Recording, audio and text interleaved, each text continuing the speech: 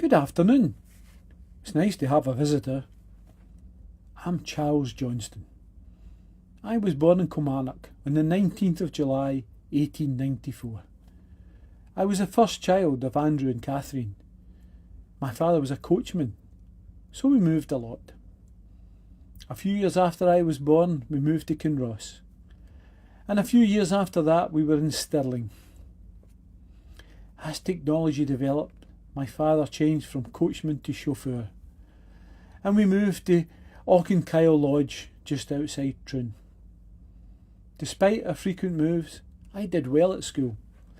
And so, when I was 16, I attended Glasgow University, where I studied to become a teacher. As with so many young men, however, the arrival of war changed my life completely. I gave up my studies, went to live and work in Greenock as a machinist at the Royal Navy Torpedo Factory. It was a while I was working there I met Winfred, who was a clerkess. By this time my parents were living at Mount Charles in Alloway. Towards the end of 1915, I decided I should join the army, so I enlisted in the Argyll and Sutherland Highlanders.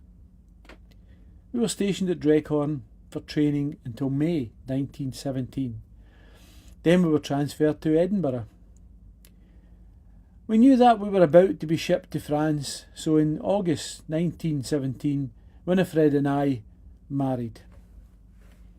5 days later we were in France, at the Western Front near Passchendaele.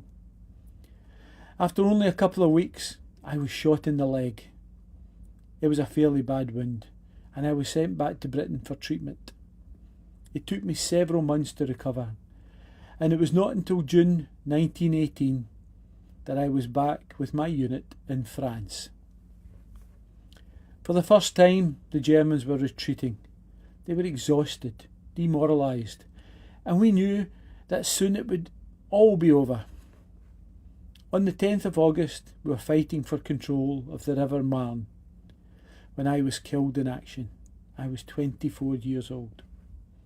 My body was never found. My name is inscribed on the Vis-en-Artois Memorial in France and in the War Memorial in Alloway Village.